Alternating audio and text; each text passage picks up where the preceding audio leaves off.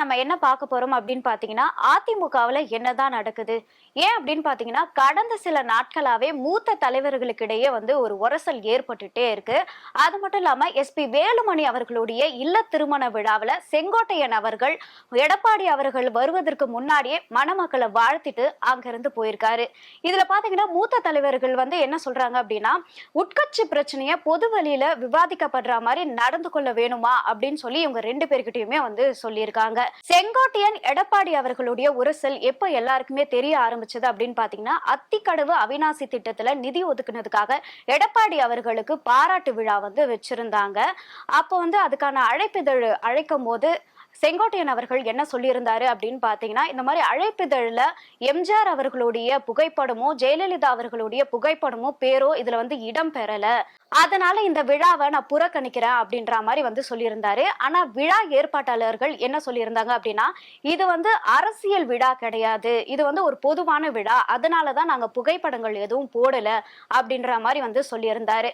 அதுக்கப்புறம் பாத்தீங்கன்னா எடப்பாடி அவர்கள் வந்து மாவட்ட பொறுப்பாளர்கள் 82 பேர்கிட்ட காணொலி வாயிலா வந்து பேசியிருக்காரு. அப்ப எல்லார்கிட்டயும் வந்து பேசின எடப்பாடி அவர்கள் செங்கோட்டையன் அவர்கள் கிட்ட மட்டும் பேசல. அது மட்டும் இல்லாம கடைசியா பேர் வாசிக்கும் போது மட்டும் செங்கோட்டையன் அப்படின்ற பேரை மட்டும் வாசிச்சிருக்காரு. அதுக்கப்புறம் செங்கோட்டையன் என்ன பண்ணிருக்காரு அப்படின்னு பாத்தீங்கன்னா, எஸ்பி வேலுமணி அவர்கள் கிட்ட போயிட்டு எடப்பாடி அவர்கள் வந்து சகஜமா பேசியிருந்தா ஈரோடு கொங்கு மண்டலம் இந்த இடத்துல இருக்கக்கூடிய அரசியல் பிரச்சனைகளை நான் வந்து சொல்லலான்னு இருந்தேன், ஆனா அவர் என்னோட முகத்தை கூட பார்க்கல அப்படின்னு சொல்லி வேதனையோட தெரிவிச்சிருக்காரு. அதுக்கு எஸ்பி வேலுமணி அவர்கள் என்ன சொல்லியிருக்காரு அப்படின்னு பாத்தீங்கன்னா, இல்ல திருமண விழாவில் கலந்துக்குங்க எல்லாம் சரியாயிடும் அப்படின்னு வந்து சொல்லியிருக்காரு.